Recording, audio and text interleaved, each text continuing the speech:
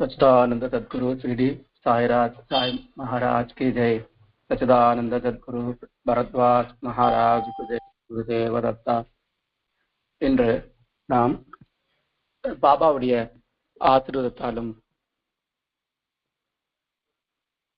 பரத்ராஜ் அவர்களுடைய அனுகிரகத்தாலும் நாம் இங்கு அனைவரும் சத்சங்கத்தில் கூடியிருக்கிறோம். நாம் பலமுறை பேசிக்கொண்டிருக்கிறோம். சத்சங்கத்துடைய முக்கியத்துவம் என்ன, ஏன் சத்சங்கம் செய்ய வேண்டும் அப்படிலாம் பேசியிருக்கோம். இந்த சத்சங்கத்தில் கடந்த பல வாரங்களாக நம்ம குரு சரித்திரை பற்றி பார்த்து கொண்டு வருகிறோம். அந்த குரு சரித்திரத்தில் கடந்த வாரம் சொன்ன சகோதரி அவர்கள் குரு என்ற யாரு, அவர் எப்படி நம்ம தெரிஞ்சுக்கிறது, என்ன ஏது, குருவுடைய அம்சங்கள் என்ன அப்படின்னா நிறைய விளக்கமாக மிக சிறப்பாக கொடுத்தாங்க. குருவானவர் நம்முடைய அஜ்ஞானத்தை அகற்றி ஞானத்தை ஊட்டுவர் அப்படின்று சொன்னதை நினைவேற்றுக் கொள்வோம். இங்கு நாம் குருவை எப்படி பார்க்கணும்னு சொல்றோம்னாக்கா, அவதார புருஷன் பரமாத்மா மனித ரூபத்தில் வந்து குருவாக வந்து இருக்கிறத நம்ம நிறைய பார்த்தோம். அப்படி இறைவனின் சிருஷ்டியில் அது மட்டும் இன்றி இயற்கையில் இறைவன் படைத்த சிருஷ்டியில் அனைத்துமே குருவை நாம் காணலாம். எப்பொழுதுன்னு சொன்னா, நமக்குள் இருக்கிற குருவை நாம் உணர்ந்தால் ஒவ்வொருடைய மனிதர்களுக்கும் உள்ள பரமாத்மா இருக்கிறார் என்றதை நம்ம பேசுறோமே தவிர அதை உணர்றோமா இல்லையான்னு நமக்கு தெரியல. ஒருத்தருக்கு ஒருத்தர் என்ன சொல்றது, குறைந்தவர்கள் யாருமே கிடையாது. ஒவ்வொருத்தருக்கும் ஒவ்வொரு திறமை இருக்கின்றன. அந்த திறமையின் மூலமாக குரு வெளிப்படுத்தப்படுகின்றன. இங்க நம்ம முக்கியமா சொல்லக்கூடிய விஷயம் என்னன்னு சொன்னாக்கா, நாம வந்து இயற்கை இல்ல இருக்கக்கூடிய எல்லா ஜீவராசிகளும் சரி, எல்லா பொருள்களும் சரி, நம் குருவை காணலாம். அந்த குருவை அப்படி காண வேண்டும் சொன்னாக்கா, நம்ம மனதில் நல்ல எண்ணங்கள், நல்ல கண்ணோட்டம் சொல்லுவாங்க இல்லையா, ஏன் அப்படி பாக்குற, நீ பாக்குற பார்வையே சரியில்லைன்னுவாங்க, அதை தவறுதலா நினைச்சாக்கா. அப்போ ஒருத்தருடைய எண்ணம் தன்னுடைய பார்வையை பார்க்கக்கூடிய பார்வையிலும் தன்னுடைய எண்ணத்திலும் தன் சிந்தனையிலும் இருக்கின்றன. இவை அனைத்துமே நல்லதா இருந்துச்சுனாக்கா கண்டிப்பாக நமக்குள்ள இருக்கிற அந்த பகவானை குருவை நாம் உணரலாம். அதுபோல் நம்ம ஈவன் நம்ம எதிரிகிட்ட இருக்கக்கூடிய குருவை கூட நம்ம பார்க்கலாம். நம்ம எதிரியா நினைச்சிருப்போம், அவங்ககிட்டயும் குரு இருக்கிறார். அதையும் நம்ம சரியா கவனிக்க முடியும். எப்போ நம்ம நல்ல எண்ணத்தோட, நல்ல ஒழுக்கத்தோட, நல்ல பார்வையோட, நல்ல சிந்தனையோட இருந்தார். சரி, ஓகே, இந்த நல்ல பார்வை, நல்ல எண்ணம், நல்ல சிந்தனை எப்படி கிடைக்கும் அப்படின்னு சொன்னாக்கா, சத்சங்கன் மூலமாக. இந்த சத்சங்கத்தில் நல்ல விஷயங்களை, சத்தியமான விஷயங்களை ஒருத்தருக்கு ஒருத்தர் பரிமாறிக்கொள்வதனால நமக்குள் பல மாற்றங்கள் ஏற்படுகின்றன.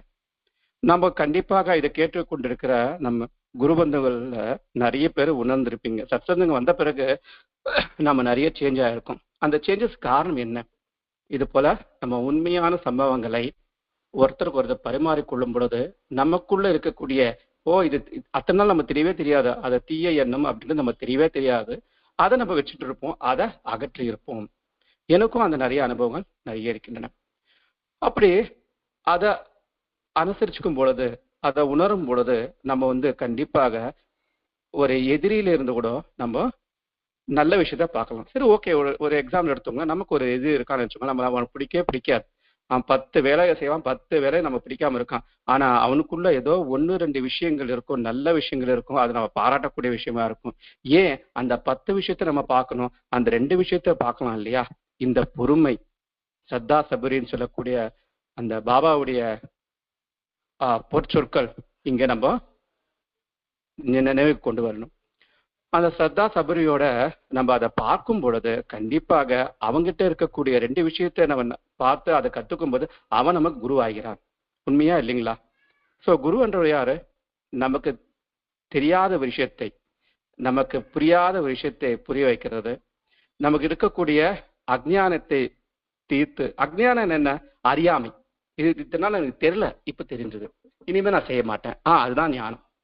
இப்ப ஞானம்னா நம்ம ரொம்ப காம்ப்ளிகேட்டட் திங்க் பண்ண வேண்டாம். அறியாமை, தெரியாம இருக்கிறது, புரிதல் இல்லாம இருக்கிறது. அது புரிதல் இல்லாம இருக்கக்கூடிய மனிதனை புரிய வைத்தார்கள்னா அவர்கள் குருதானே. அது போல நம்ம பல விஷயங்களை இயற்கையிலும் பார்க்கலாம். இயற்கையில ஜீவராசிகள் ஒவ்வொன்றிலையும் நம்ம குருவை பார்க்கலாம். ஃபார் எக்ஸாம்பிள், நம்ம ஒரு செடியை வளர்க்குறோம். அந்த செடி செடிய துளிர் விட்டு இலை காய்த்து இலையிலிருந்து பெருசாகி அதுக்கப்புறம் கொஞ்ச நாள் கழிச்சு அதனுடைய உணவு சேர்க்கை முறை ஊட்டச்சத்தை தான் உற்பத்தி செய்து அதுக்கப்புறம் அந்த இலை கொஞ்ச நாள் வாழ்ந்து பழுதடைந்து அதை இந்த பசுமையாக ஆகி அதை பசுமையான அந்த மஞ்சள் கலரமா மாறி அது உதிர்ந்து விடுகின்றன. இதை பார்க்கும்போது அந்த செடி நமக்கு என்ன உணர்த்துதுன்னா, நம்ம கூட அப்படிதான். நம்ம குழந்தையாக பிறக்கிறோம், மாணவர்களாக மனிதர்களாக குழந்தை பருவத்துல பிறக்கிறோம், குழந்தை வாலிப பருவம் ஆகிறோம், வாலிப பருவத்திலிருந்து ஒரு இல்லத்து அரசன் அரசியாக ஆகிறோம், குடும்பஸ்தன் ஆகிறோம், கிரகஸ்தன் ஆகிறோம்.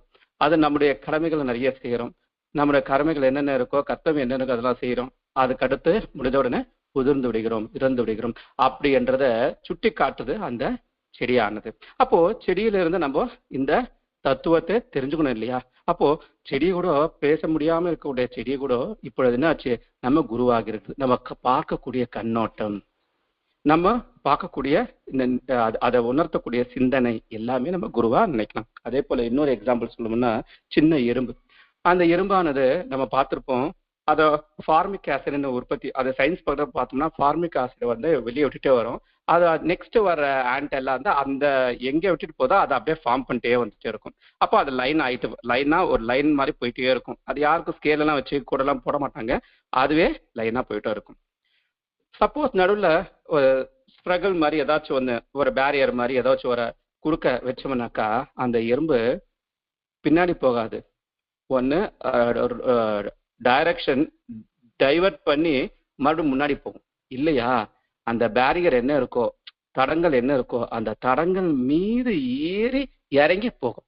இப்போ இந்த எறும்பு நமக்கு என்ன சொல்லுதுன்னாக்கா, நம்ம வாழ்க்கையில பல இன்னல்கள் வரக்கூடும், பல கஷ்டங்கள் வரக்கூடும், பல துன்பங்கள் வரக்கூடும். இருந்தாலும் அதற்கெல்லாம் நம்ம பயந்து பின்னாடி போகக்கூடாது. அதை எதிர்த்து நம்மளால் முடிஞ்ச வரைக்கும் அதை எதிர்த்து முன்னேற வேண்டும் அப்படின்னு சொல்லக்கூடிய ஒரு உட்கருத்தை நமக்கு விளங்குகிறது. அப்போ இந்த எறும்பு கூட என்ன ஆயிடுச்சு, நமக்கு குருவாயிடுச்சு. ஆகையினால நம்ம குரு அப்படின்றத எல்லா இறைவன் படைத்த படைப்பில் இருக்கக்கூடிய அனைத்து ஜீவராசிகளும் பொருள்களிலிருந்தும் நம் குருவை காணலாம். அதை எப்போ காணுவோம் சொன்னாக்கா, நம்முடைய எண்ணம், சிந்தனை, பார்வை அனைத்துமே சரியான வழியில் இருக்குமே ஆனால், நல்ல வழியில் இருக்குமே ஆனால், அப்போ நமக்கு இது எல்லாமே புலப்படுத்தும். அறிய வாய்ப்பு நமக்கு அதிகமா இருக்கு. அப்படி தெரியணும், இந்த நல்ல எண்ணம் வரணும், நல்ல சிந்தனை வரணும், நல்ல கண்ணோட்டம் வரணும். அப்ப பார்க்கக்கூடிய பார்வையா இருக்குல்ல. இப்போ நான் ஏற்கனவே சொன்னேன் இல்லைங்களா, எதிரி சொன்னேன் பார்த்தியா, அந்த எதிரிய நான் எதிரியா பார்த்தேன்னு நினைச்சுக்கோ, எனக்கு என்ன கோபம் வரும், ப்ரெஷர் ஆகும், எனக்கும் என் உடம்புக்கும் நிறைய கெடுதல் வரும். அதே அவனுக்கு நல்ல விஷயத்த பார்க்கும்போது நம்ம சந்தோஷமா இருக்கும். அவங்ககிட்ட இருக்கக்கூடிய நல்ல ஒரு செயல்பாடு, நல்ல பண்புகளை நம்ம உணரும் போது நமக்குள்ள இன்னும் ஒரு பிளஸ் பாயிண்ட் அதிகமா ஆகும். அப்படி நம்முடைய கருத்துக்கள் சத்தியத்தை பரிமாறும் பொழுது கண்டிப்பாக நாம் இதை அடையலாம். கடந்த பல வாரங்களாக நம்ம குருச்சரத்தை பார்த்து கொண்டிருக்கிறோம். அதுல இன்றைக்கு நான் பார்க்கக்கூடிய அத்தியாயம் 6. இதுல நாமதாரகர் சித்தமணியை கேட்கிறார். அவரோட சித்தமணி சொல்றாரு, இதுக்கு அடுத்த குரு பகவான் கோகர்ணம் சென்றார், அங்கு பல நாட்களில் தங்கி இருந்தார் அப்படின்னு சொல்றார். அப்ப சொல்லும் பொழுது நாமதாரகர் கேட்கிறாரு சித்தமணியும், அவர் குரு பகவான் ஏன் அந்த கோகர்ணத்துக்கு சென்றார், அந்த கோகர்ணத்துடைய மகிமையும் முக்கியத்துவம் சொல்லுங்களே அப்படின்னு கேட்கிறார். அப்படி கேட்கும்போது அவரை சித்தமணி ரொம்ப ஆனந்தத்தோட நாமதாரனுக்கு கூட ஆரம்பிக்கிறார். அதனுடைய கோகர்ணத்துடைய மகிமையை சொல்ல ஆரம்பிக்கிறார். இது ஒரு சின்ன கதையா இருக்கும். இந்த கதை என்னன்னு சொன்னாக்கா, ராவணன் பாருங்க. இப்போ நம்ம சொன்ன மாதிரி ராவணன் சொல்லும் பொழுது அரக்கன் தான். ஆனால் அவர்கிட்ட இருக்கக்கூடிய நல்ல விஷயங்கள் பல இருக்கின்றன. அந்த ஒண்ணு இந்த சாப்டருக்கு சம்பந்தமான எடுத்துப்போம், பக்தி. அவர்கிட்ட இருக்கிற மாதிரி பக்தி, அந்த பிடிவாதம் சொல்லாம முரட்டத்தனமானது, அடமெண்டான ஒரு பக்தி. நான் செய்தே ஆக வேண்டும். அது எனக்கு எவ்வளவு இன்னல்கள் வந்தாலும் சரி, எவ்வளவு துன்பங்கள் வந்தாலும் சரி, என் உயிரே போனாலும் சரி, நான் அந்த பக்தியோட இருக்க வேண்டும் நினைச்சுக்கோ அப்படி இருந்துருவார். அந்த அளவுக்கு திடதாசமான நம்பிக்கை, விசுவாசம் சொல்றோம் பாத்தீங்களா, அது எல்லாமே அவர்கிட்ட பக்தி ரூபத்துல ராவணகிட்ட இருக்கு. அப்போ அரக்கனான ராவணனிடம் கூட நம்ம குருவா நினைக்கலாம். ஸோ அந்த பக்தி நம்ம கிட்ட இருக்கா? இல்ல. சின்ன விஷயம் ஏற்பட்டாலே நம்ம என்ன பண்ணுவோம், சின்ன தடங்கள் ஏற்பட்டாலோ, சின்ன ப்ராப்ளம் வந்தாலும் நமக்கு, ஆண்டவா எனக்கு மட்டும் ஏன் இந்த மாதிரி கஷ்டத்தை கொடுக்குற, எனக்கு மட்டும் நான் 3 வேளையும் உன்னை கும்பிடுறேனே, சத்தத்துக்கு இருக்கிறேனே, அது செய்யறேனே, இது செய்யறேனே, உன்னை தினமும் நினைச்சுக்கிறேனே, எனக்கே இந்த கஷ்டத்தை கொடுக்குற அப்படின்னு நினைக்கிறோமா இல்லையா? அப்போ அந்த விசுவாசம் பண்றதாங்க கொஞ்சம் ஜர்க்காகும். ஆனா இந்த விஷயத்துல நம்ம ராவணத்துல கூட நம்ம குரு பகவானை பார்க்கலாம், குருவுடைய இயல்பை காணலாம். ஸோ அது போல பக்தி உண்மையிலே புராணத்தில் நான் எங்கேயும் பார்த்தது மாதிரி எனக்கு தெரியல. மேபி இருக்கலாம், பட் நான் படிச்ச புராணத்து கதைகள ராவணன் போல பக்தியானவர்கள் நான் இது வரைக்கும் யாரையும் அவ்வளவு பார்த்ததே இல்லை. இப்போ நம்ம மறுபடியும் கதைக்கு வரோம். ராவணன் ராவனுடைய தாய் கைகசி அப்படின்றவங்க என்ன பண்றாங்கன்னா, டெய்லி சிவனை ஆராதனை செய்கிறார், பூஜை செய்கிறார். எப்படின்னு சொன்னாக்கா, ஒரு பொன் சிவலிங்கத்தை வைத்து செய்வார். அவர் நம்பிக்கை எதுன்னு சொன்னாக்கா, டெய்லி ஒரு பொன் சிவலிங்கத்தை பூஜை செய்தால் சிவலோகம் அடையலாம் அப்படின்ற எண்ணம். அதனால அந்த அம்மா ராவணன் எப்படி சிவன் மீது பக்தி கொண்டவனாக இருக்கிறாரோ, அதே போல அவருடைய தாய் கைகசியும் மிகுந்த சிறந்த பக்தி அந்த ஆண்டவன் சிவன் மீது. ஆமா, அந்த அம்மா டெய்லி ஒரு நித்தமும் ஒரு சிவலிங்கத்தை பூஜை செய்து கொண்டு வந்திருந்தார். ஒரு நாள் அந்த அம்மாவுக்கு அந்த தங்கத்தால் செய்த சிவலிங்கம் கிடைக்கவில்லை. அன்னைக்கு என்ன பண்றேன்னா, பூஜை நிறுத்தக்கூடாதுன்ற காரணத்தினால அவங்க என்ன செய்யறாங்கன்னா, ஒரு மண்ணால் செய்யப்பட்ட ஒரு சிவலிங்கத்தை பூஜை செய்கிறார். அப்படி செய்துட்டு இருக்கும்போது அந்த நேரம் பார்த்து அந்த அந்த இடத்துல, அந்த டைரக்ஷன்ல நம்மளுடைய ஹீரோ, அதாவது ராவணன் வருகிறார். அந்த பார்த்த உடனே தாயை கேட்கிறான், ஏன் இன்னைக்கு நீங்க மண்ணால செய்ய ஒரு சிவலிங்கத்தை பூஜை செய்கிறேன், ஏன் இப்படி செய்துட்டு இருக்கீங்க அப்படின்னு கேட்கறாங்க. சேர்ந்தா நம்ம சொல்றாங்க, அவங்களுடைய எண்ணத்தை சொல்றாங்க. இந்த போல பொன்லிங்கத்தை செய்தா எனக்கு நித்தமும் பூஜை செய்தால் சிவலோக பிராப்தி கிடைக்கும், அதனால செய்கிறேன் அப்படின்றார். அப்போ அவங்க சொல்றாரு, மகன் சொல்றாரு, ராவணன், நீங்க ஏன் இப்படி சிவனை இங்க ஆராதனை செய்யணும், லிங்கம் ஒரு ரூபத்துல இங்க ஆராதனை செய்யணும், சாமியை கும்பிடணும். நான் அந்த கைலாயத்தில் இருக்கக்கூடிய உமா மகேஸ்வரன் 2 பேரையுமே அப்படியே இந்த கைலாயத்தோட கொண்டு நம்ம அரண்மனையை கொண்டு வந்துடுறேன், நீங்க டைரக்டாவே அவங்க பூஜை செய்யுங்க அப்படின்னு சொல்றேன். சொன்ன உடனே தாயுடைய ஆசையை நிறைவேறதுக்காக அவர் என்ன பண்றாருன்னா, தன்னுடைய 10 தலைகளாலும் 20 கரங்களாலும் அந்த கைலாய பருவத்தை, அந்த மலையை அடியோட பேர்க்க பறிக்க. அவருடைய பேர்த்து எடுக்கும் போது என்ன சொன்னாக்கா, எல்லா பூலோகமும் சரி, எல்லா கண்டங்களும் அதிர்விடுகின்றன. அப்படியே அதிர்து இல்லை அப்படின்ற சொல்றது போல அப்படியே அதிர்து. அதை பார்த்து உமா மகேஸ்வரி கேட்கிறாரு சிவனை, என்ன நாதா இது போல எல்லாமே விபரீதமா நடக்குது, என்ன ஏதுன்னு கேட்கிறான். கேட்கும் பொழுது சிவபெருமான்னா உமையாளுக்கு சொல்றாரு, இது ராவனுடைய செயல், ராவன் இந்த மாதிரி செய்துட்டு இருக்கான் அப்படின்னு சொல்லிட்டு தன்னுடைய காலை அப்படியே ஒரு ப்ரெஷரோட ஒரு கீழே அமுக்குறாரு, அப்படியே புஷ் பண்றாரு. பண்ண உடனே அடியில இருக்கக்கூடிய ராவன் என்ன ஆகுனா நசுங்கி போயிடுறாரு.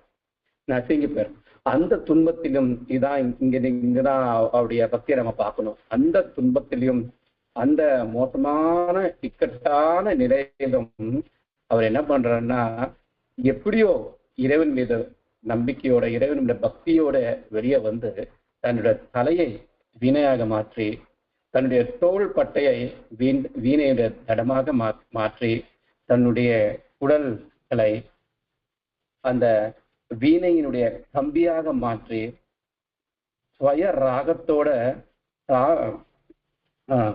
அந்த கானம் சிவன் மீது ஒரு கானம் செய்கிறார். அந்த கானம் செய்யும் பொழுது சாமவேதத்தின் கானம் செய்யும் போது அந்த சிவனே மறந்து அந்த பக்திக்கு இறங்கி அப்படியே மெல்ட் ஆயிடுன்னு வச்சுக்கோங்களேன். நம்ம லாங்குவேஜ் சொல்லணும், அப்படியே மெல்ட் ஆயிர உருகிட்டு போயிடுறாரு அவரோட பக்தியை பார்த்து. உடனே வந்துட்டு ஏன் ராவணா இது போல நீ செய்கிறாய், நீ உனக்கு என்ன வர வேண்டி இந்த மாதிரி செய்கிறாய், என்ன சொல்லு அப்படின்னு சொல்லும் போது அவர் சொல்றாரு, இல்ல நீங்க 2 பேரும் உமையாலும் இவனும் கைலாயத்தோட தன்னுடைய நாட்டுக்கு வந்து இருக்கணும் அப்படின்னு சொல்றாரு. அப்போ சிவபெருமான் சொல்றாரு, அட பாவமே, இந்த கல்லையும் மண்ணையும் கொண்டு போய் நீ என்ன செய்ய போற, இது எந்த ஒரு பிரயோஜனம் கிடையாது. அதுக்கு பதிலா என்னுடைய ஆத்மலிங்கத்தை உனக்கு நான் தரேன். அந்த ஆத்மலிங்கத்தை கொண்டு போய் உன்னுடைய நகரத்தில் பிரதிஷ்டை செய்தேன்னா அங்க இருக்கக்கூடிய இடம் கைலாசம் போல பிரதிபலிக்கும். அதே போல நீ எனக்கு ஈக்குவலா அங்க இருப்பாய். இங்க இருக்கக்கூடிய அனைத்து தேவர்களும் அங்க குடியிருப்பார்கள் அப்படின்னு சொல்றாரு. சரி, ஓகே, இந்த டீலுக்கு அவரு ஒத்துக்கிறாரு. ஒத்துட்டு என்ன பண்றாரு, கொடுக்குறாரு. கொடுக்கும்போது சிவபெருமான் ஒரு கண்டிஷன் கொடுக்குறாரு. இந்த ஆத்மலிங்கத்தை கொண்டு செல்லும் பொழுது வழியில் எங்கேயும் அதை கீழே வைக்கக்கூடாது, பூமி மீது வைக்கக்கூடாது. நீ எங்க பிரதர்ஷனை செய்யணும்னு நினைக்கிறியோ அந்த இடத்துல தான் நீ அதை வைக்கணும் அப்படின்னு சொல்றாரு.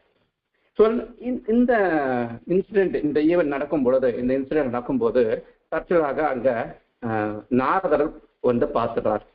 பார்த்த உடனே அவருக்கு அவ்வளவுதான், ரொம்ப கஷ்டமா போயிடுது. ஏன் கஷ்டமா போகுதுன்னாக்கா, அரக்க குணம் கொண்ட ராவணன் ஏற்கனவே மிக சிறந்த பலசாலியாக இருக்கான். அவனுக்கு ஈசன் இது போல ஆத்மலிங்கத்தை கொடுத்து இன்னும் அதிகமான பலத்தை கொடுத்து விட்டாரே, இனி என்ன நடக்க போகிறதோ அப்படின்னு சொல்லி கவலையோட உடனே ஓடி போறார். இந்திரன் கிட்ட ஓடி போறார். இந்திரன் கிட்ட சொல்றாரு, இது போல நடந்த விஷயத்துல சொல்றாரு. இந்திரனுக்கும் ஒன்றும் புரியாது. என்ன பண்றாருன்னா பிரம்மாவோட போறார். பிரம்மாவும் சேர்ந்து விஷ்ணு பகவான்கிட்ட வராங்க. விஷ்ணு பகவானுக்கு வரும்பொழுது அப்போ விஷ்ணு பகவான் என்ன செய்யறன்னா நேரா சிவன்கிட்ட போறாரு. கோவத்தோட சிவனோட போறாருன்னு வச்சுக்கோங்களேன். வேகமா சிவனோட போறார். என்ன ஈசனே, இது போல செய்து விட்டாய்,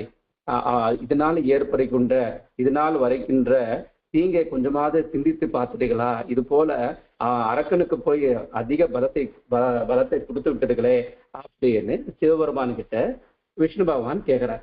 கேட்டோன்னா அப்பதான் சிவபெருமானுக்கு உணர்றார், ஐயோ நான் இப்படி கொடுத்துட்டேனே.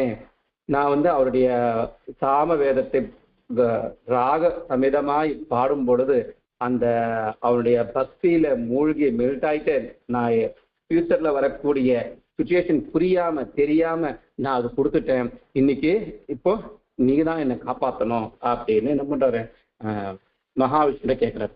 ஒரு நிமிஷம், நம்ம மகாவிஷ்ணு வந்து நமக்கு ஏற்கனவே நிறைய புராணத்தை பார்த்துருக்கோம். பயங்கரமான ஆள். எந்த சுச்சுவேஷனும் சரி, எப்படி இருந்தாலும் சரி, அதை அப்படியே டர்ன் பண்ணி தனக்கு சாதகமா மாற்றக்கூடிய வல்லமை படைத்தவர்.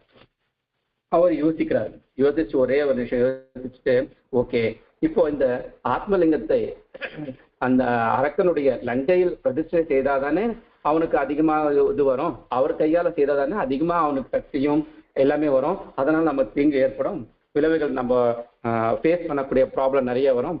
ஸோ அப்போ அப்படி இல்லாம நம்ம இதை சேஞ்ச் பண்ணிட்டோம்னா சரியா போயிடும் அப்படின்னு நினைச்சு என்ன பண்றாருன்னா கணபதியை கூப்பிடுறாரு. கணபதிக்கு சொல்றாரு, கணபதி, எந்த ஒருவரும் யாரா இருந்தாலும் சரி ஒரு காரியத்தை செய்யும் பொழுது முதலில் உன்னை பூஜித்து அதுக்கப்புறம் மற்ற விஷயங்களை செய்வாங்க.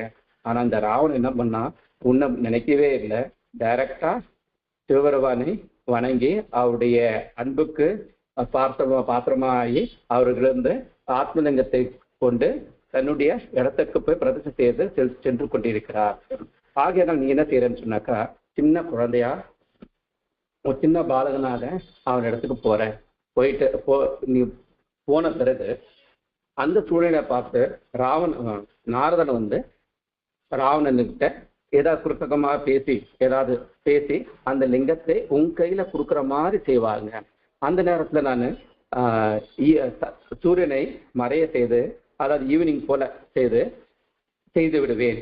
அப்போ அந்த நேரத்தில் வந்து நாரதர் உங்களுடைய கையில ராவணனா சிவலிங்கத்தை கொடுக்குற மாதிரி செய்வாரு. அப்போ நீ அதை எடுத்து பிரதிஷ்டை செய்து விடு அப்படின்னு சொல்றாரு. சரின்னு சொல்லி அவர் என்ன பண்றாரு, அதே போல மாமனாகிய திருமால் கூறியது போல கணபதி என்ன பண்றாருன்னா பூலோகத்துல கீழே இறங்கி வர்றார். சின்ன பையன் போல வர வந்த உடனே இந்த இவரை பாக்குறாரு. அதுக்கு முன்னாடி அது போறதுக்கு முன்னாடி ப்ரிப்பரேஷன் பண்றாரு. நாரதர் என்ன பண்றாருன்னா அவர்கிட்ட ராவணகிட்ட போயிட்டு பேசி இது என்ன இது கையில இருக்கிறது அப்படின்னு ஆத்மலிங்கம் இருக்கு. அப்போ இதோட கதை எனக்கு தெரியும். முன்னொரு காலத்துல ஒரு பெரிய கொடிய மிருகத்தினுடைய கொம்புகள் இருந்த 3 லிங்கத்தை செய்தார்கள். அந்த லிங்கம் 3 பேரும் பிரம்மா விஷ்ணு மகேஷா 3 பெற்றுக்கொண்டார். அதனுடைய லிங்கம் தான் சிவன் இருக்கின்ற அந்த லிங்கம் தான் இது ஆத்மலிங்கம். அதுவும் கொடுத்திருக்காங்க. இதை வரலாறுலாம் தெரியுமா அப்படின்னு கேட்பார். அப்போ ராவணன் சொல்லுவான், நாதரே இந்த இதோடைய புராணத்தையோ வரலாறை கேட்கக்கூடிய நேரம் எனக்கு இல்லை, நான் இப்போ பிஸியா இருக்கேன். நான் இப்போ என்னுடைய நாட்டுக்கு சென்று இதை நான் வந்து என்ன பண்ணணும், பிரதிஷ்டை செய்ய வேண்டும் அப்படின்னு சொல்லுவார். சொல்லும் பொழுது அந்த டைம் பார்த்து கரெக்டா ஈவினிங் ஆன மாதிரி மாயை உருவாக்குவார் திருமால். அப்போ நாரதர் சொல்றாரு ராவணன் கிட்ட, இந்த சந்தியாவந்தனம் செய்யாமல் உன் போல பெரியவர்கள் வந்து சந்தியாவந்தனம் செய்யாம போறது நல்லதில்லை, நான் சொல்லிட்டேன், அதுக்கப்புறம் உங்க இஷ்டம், செய்யறது செய்யாது உன்னுடைய விருப்பம் அப்படின்னு சொல்லிட்டு போயிடுவாரு. அந்த நேரம் பார்த்து கரெக்டா கணபதி வந்து சிறு பிள்ளையாக அங்க தோன்றார். தோன்ற உடனே அதை பார்த்த உடனே, அந்த குழந்தைய பார்த்த உடனே இவரை ராவணன் என்ன பண்றேன்னா அந்த ஆத்மலிங்கத்தை கொண்டு போய் அந்த சின்ன பையங்களோட, நீ யாருன்னு கேட்குற, நான் மகேஸ்வரன் உமா மகேஸ்வரன் பிள்ளை அப்படின்னு சொல்லுவார்.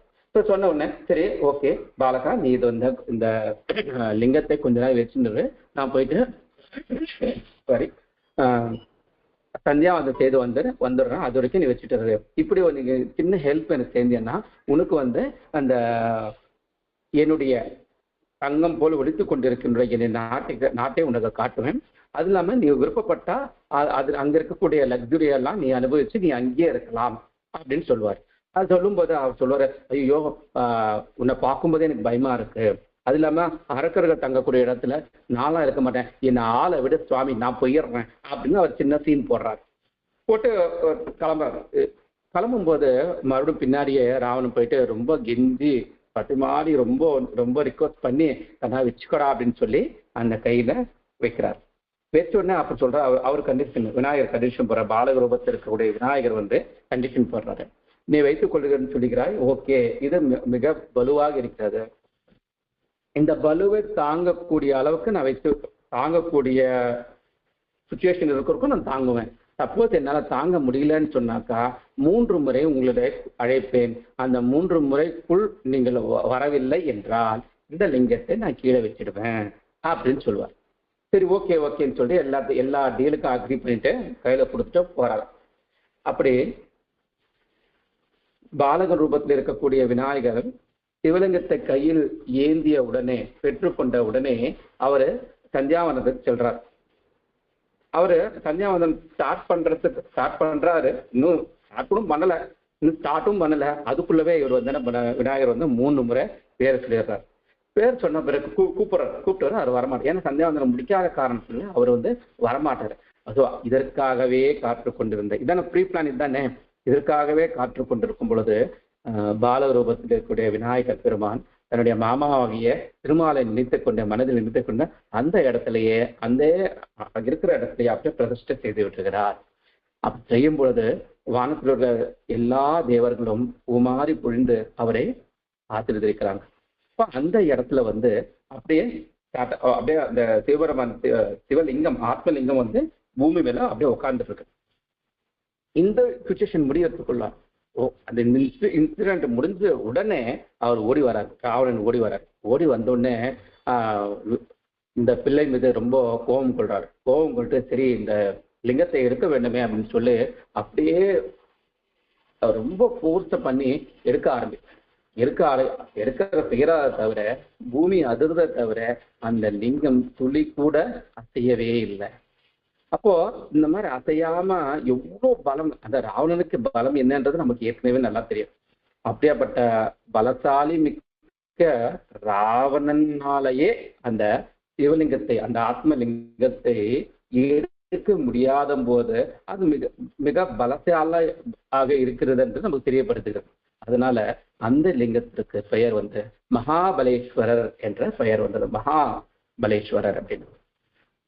சரி, எடுக்க வரலையே அப்படின்னு சொன்னதால 2 கையும் 2 அந்த உள்ளங்கையை போட்டு அந்த லிங்கத்தை மேல பிரஸ் பண்ணி அவர் இழுக்க இழுக்க மேல எடுக்க அந்த பிரஷர் அந்த அப்படியே தன்னுடைய ரூபம் ஷேப் அப்படியே லைட்டா மாறும்போது அந்த ஷேப் என்னவா மாறுதுன்னு சொன்னாக்கா, அது அந்த பசுவின் காது போல மாறுகின்றன. கோ கரணம், அது பசு, கோ என்றால் பசு, கரணம் என்றால் காது. அந்த மாடுடைய பசுவினுடைய காது போல வந்ததுனால அந்த இடத்திற்கு கோகர்ணம் அப்படின்ற பெயர் வந்துவிட்டது. ஸோ இப்படி இந்த விஷயத்தை, கோகர்ணத்தினுடைய பெருமையை சித்தமுனி நாமதாரகனோட சொல்றார். இப்ப நம்ம இந்த சத்சங்கத்தில் தெரிந்து கொள்ள வேண்டியது, இந்த சாப்டருக்கு ஏற்ற மாதிரி தெரிந்து கொள்ள வேண்டியது என்ன அப்படின்ற ஒரு சின்ன ஒரு சம்மரி மாதிரி பார்த்தோம்னு சொன்னாக்கா, ராவணனுடைய பக்தி பாருங்க. அந்த கைலாயத்தில் மலை கீழே நசுங்கி போயிருந்த பொழுதும் கூட, அந்த துன்பத்திலும் கூட, அந்த துயரமான நிலையில் கூட சிவனுடைய பக்தினால வெளிவருகிறார். அப்போ அந்த சிவன் மீது அவர் வைத்திருக்கிற பக்தி எப்படிப்பட்டது என்று பாருங்க. நம்ம இறைவன் மீது வைத்திருக்கிற பக்தி எப்படின்னு பாருங்க, நமக்கே தெரியும். ஸோ அந்த அளவுக்கு நமக்கு விசுவாசமும், அந்த அளவுக்கும் நமக்கு என்ன ஒரு கான்பிடன்ட்ன்றது, நம்பிக்கை அப்படின்றது இருக்கா அப்படின்னும் போது ஒரு கேள்விக்குரியதா இருக்கு. இல்லைன்னு சொல்ல வரல, ஆனா அதை 100% இருக்கா அப்படின்னு பார்க்கும்போது கேள்விக்குரியதா. நம்மள யாருக்கு எல்லாமே இல்லை, இருக்கு, எல்லாருக்குமே இருக்கு. ஆனா அது எந்த பர்சன்டேஜ் அளவுக்கு இருக்குன்னு சொல்லும் போது அது ஒவ்வொருத்தருக்கும் ஒரு மாறுபட்டு இருந்தா அது கேள்விக்குறியாக இருக்கு. ஸோ இந்த விஷயத்துல அவரை நம்ம குருவா நினைச்சு அந்த அளவுக்கு திடமான பக்தியை நாம் பெற வேண்டும். ஒவ்வொரு விஷயங்களும் நம்ம மற்றவங்க இருந்து நம்ம பெற்றுக்கொள்ளலாம்.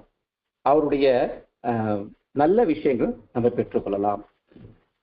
அதே போல நம்ம குருமார்களிடம் ஒரே குருவா இருக்கணும்னு ஒரு பக்தன், ஒரு சிஷ்யன் பல குருகளிடம் சென்று ஞானத்தை பெறலாம் அப்படின்னு ஏற்கனவே நம்ம குரு தாய் திருவிழால நம்ம பார்த்திருக்கோம். அதாவது வண்டு ஆனது பல மலர்களிடம் சென்று மலர்கள் சொல்லுங்க பல குருக்கள், அவனுடைய கொள்கை எல்லாமே பண்றது. அதை ஏற்கக்கூடிய விதம் தான் வேறு வேறாக இருக்கின்றன. இப்போ ஒரு மேக்ஸ் டீச்சர், ஒரு 4 மேக்ஸ் டீச்சர் இருக்காங்கன்னா சேம் ப்ராப்ளம் ஆன்சர் கண்டிப்பா வரும். ஆனா ஸ்டெப்ஸ் மட்டும் மாறும். அதே போலதான் ஃபேஸஸ் டிஃப்ரெண்டா இருக்குமே தவிர, ஆனால் அதனுடைய உள் நோக்கமும் எல்லாமே ஒன்னே ஒண்ணுதான். அப்படி அந்த உள்நோக்கம் என்ன அப்படின்னு நினைச்சோம்னாக்கா, மனிதன் தன்னுடைய வாழ்க்கையை, தன்னுடைய ஆயுள் காலமும் மிக குறைவு. ஆனா அந்த காலத்துல ரிஷிகள் எல்லாம் எத்தனையோ வருஷங்கள், பல 1000 வருஷங்கள் அப்படிலாம் வாழ்ந்திருப்பாங்க. நமக்கு அந்த மாதிரி 100 வருஷத்துக்கு தான் பெரிய கஷ்டமா இருக்கு. 60லயே நம்ம என்ன பண்றோமோ எப்படி இருக்குமோ நமக்கு தெரிய மாட்டேங்குது. ஸோ இந்த கலியுகத்தில் மனிதனாக பிறந்திய நாம் ஆயுள் குறைவாக இருக்கும் பொழுது நம்ம செய்யக்கூடியவை என்னன்னு சொன்னாக்கா, அவருடைய அணுகி அவருடைய சரணாகதி அடையும் பொழுது நாம் கண்டிப்பாக அவர் நமக்கு நல்வழி காத்து நம்ம இலக்கை அடைய செய்வார் என்பது நமக்கு எல்லாருக்குமே தெரியும். இப்படி நல்ல விஷயங்களை தெரிஞ்சுக்கணும். நல்லதான ஒரு பல வகையான கருத்துக்களை புரிந்து கொள்ள வேணும்னா கண்டிப்பாக சத்சங்கம் நமக்கு தேவை. அது பலமுறை நம்ம சொல்லியிருக்கோம். சத்சங்கத்தினுடைய இம்பார்ட்டன்ஸ் என்னன்னு சொல்ற, சத்சங்கம் அப்படின்னாவே சத்தியமான விஷயங்களை பராமரித்துக் கொள்வது. அப்படி பராமரித்துக் கொள்ளும் பொழுது நமக்குள்ள மாற்றமே முதல் ஸ்டெப் ஆகிறது நம்முடைய இலக்கை அடைவதற்கு. நமக்கு நிறைய கஷ்டங்கள் இருக்கும். அந்த கஷ்டங்கள் என்ன, டைம் இருக்காது. நம்ம யாரும் இந்த ஆன்லைன்ல ஜாயின் பண்ண முடியாம சூழ்நிலை இருக்கும். முடிஞ்ச வரைக்கும் உறுப்பினராக இருந்தால் மட்டும் போதாமல், அந்த உறுப்பினராக உண்மையான உறுப்பினராக இருந்து நம்ம சட்டங்களை பங்கு பெற்று சட்டங்களில் கூறக்கூடிய நல்ல சத்தியமான விஷயங்களை தெரிந்து நாமும் தெரிந்தவர்களாக இருந்து நம்முடைய இலக்கை அடைவதற்காக குறிக்கோள் பெற்றுக்கொள்வோம். स्वस्ति। सच्चिदानंद सद्गुरु श्री साईराज साई महाराज की जय। सच्चिदानंद सद्गुरु भरद्वाज महाराज की जय। गुरुदेव दत्ता।